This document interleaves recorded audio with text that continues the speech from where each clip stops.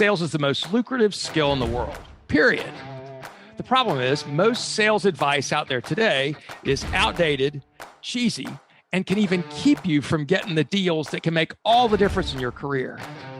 This is the No BS Sales School, a podcast for entrepreneurs and salespeople who want to master the skill of selling without all the BS. Welcome to the No BS Sales School podcast. I'm your host, Walker McKay. I want to talk to you about something today that I think a lot of people have lost the art of in the last 2 years, and that is the art of networking.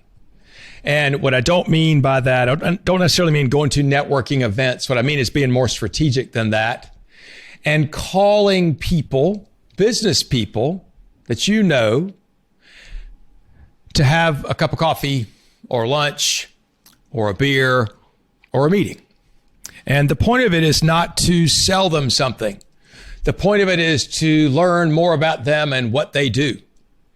So, for example, why the hell would anybody care about doing that? Why should you do that? Well, it's called a network. It's called people.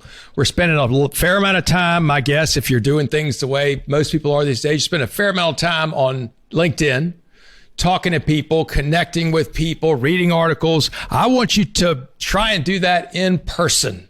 I know that's scary. Oh my God, we can't go outside and talk to people because that doesn't make any sense. We're past that excuse now. It's time that you start reaching out to people that you know and begin to have business conversations to learn about them. To what end? Well, I would say, number one, you can practice some of your selling questions, even though you're not selling them. You can get out and meet people face to face and try and understand how you can help them.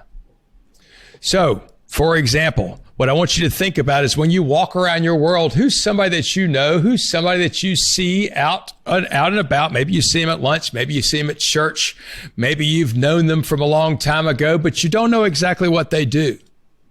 Pick up the phone.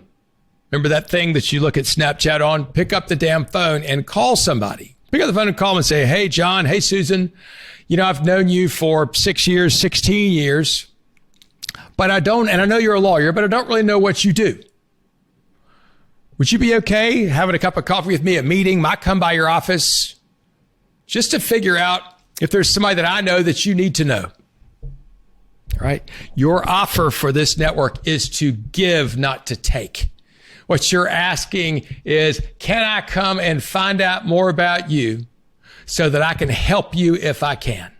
Right? We've talked about this in this podcast before. It is a decision that you make to become a giver, right? The status quo is to be a taker. It's a decision to be a giver. And I want you to focus on being a giver, somebody who either puts people together that need to know each other, or you're able to refer business to somebody else expecting nothing in return. Just know that for the good of the world, that's the best thing that you can possibly do. And while it may not come back one for one, other than it just being the right damn thing, it's very, very powerful. Because if you become somebody who is known as somebody who's interested in other people, who wants to help other people, that will come back to you in spades. It's a great book. What's it called? The Go Giver. I highly recommend it. Go buy the book. Full disclosure, I ain't read the book, but I've had a lot of friends that do, that loved it, and that said a lot of what I talk about is in that book. So if you want to know more, go read The Go Giver. Here's what I want you to do. Call that person and say, I'd like to know more about what you do. Maybe there's somebody I know I can help you with. I'm also just curious about what you do, right? And this can be any number of people. Somebody that you're just interested in. Could be somebody that knows people that you need to know. Maybe it's somebody that has the same type clients that you do. Maybe it's somebody that might want to have the same type clients that you do, right? Maybe not a competitor, probably not a competitor, but somebody who calls on, sells to the same kind of people, and or could be an influencer for you, and or could be somebody that just would be good to know. And so you say, okay, I'm going to do that. Here's what I want you to do. I want you to do that once a week.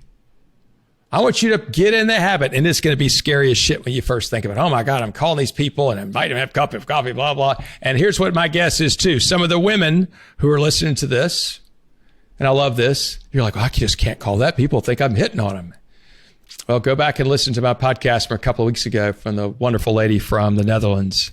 And what she did was she said, I'd like to have a business conversation with you. That's how you can deflect into this other stuff, is say, I'd like to have a business conversation with you to find out more about what you do.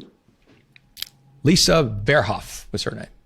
Find out more about what you do, so maybe I can help you. And then when you get there, you're like, holy shit, how do I have this conversation, Walker? What am I supposed to do? Here's what I want you to remember. There's this great little framework that I use when I'm talking with people, and it's called present, past, future. Present, past, future. So when you sit down with somebody and have a conversation, ask them about what they're doing right now. What does their job look like? Hey, I know you said you're a lawyer. What kind of clients do you have? What do you like working on? What's the fun part? Who are the clients you're out there looking for? What's the hardest part about your day-to-day right now? You can ask a million questions of what they're doing. How many hours a week do you work?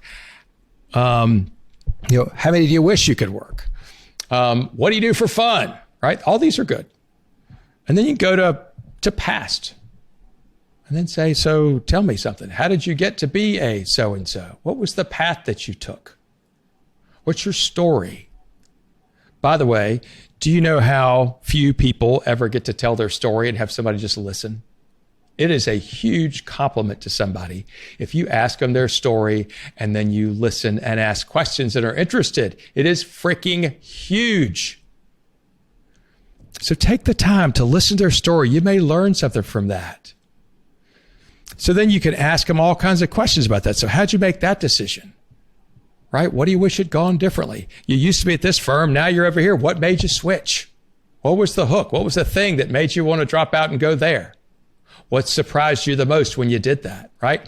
Good questions. Be sincerely curious. And once you feel like, again, there are a million questions about how'd you get where you are, past, and then you can move to future. Tell me something. Things go well. It's a couple of years from now. What are you doing then?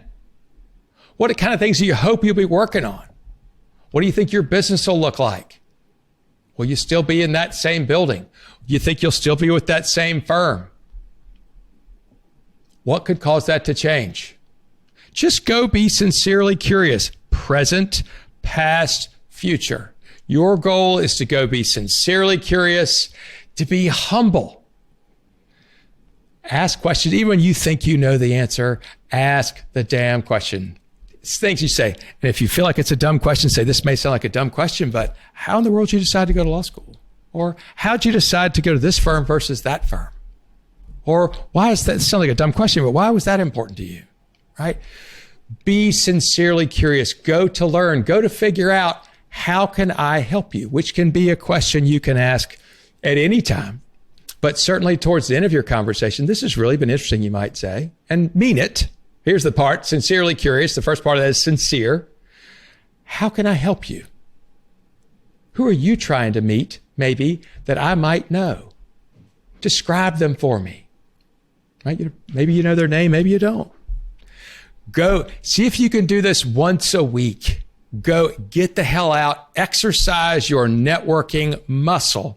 Get out and meet people face to face. The world's opening up again. It's going to continue to open up. We need to be ready. Your competitors are not doing this. Get really, really good at it. You might even find that it's fun. I'm Walker McKay with No BS Sales. You want a free mini course that I did? If you go to www.7salesmistakes.com, download it. You'll find out about 7 mistakes that you may be making that are very expensive and what you can do to fix them. It's a damn good little mini course and it's free. No reason not to sign up. If you have not yet reviewed this podcast, more than just the stars, written a couple of words about it, please do so. That helps me go up in the rankings. We're already in the top 2% of sales podcasts in the country, which I think is kind of a cool thing.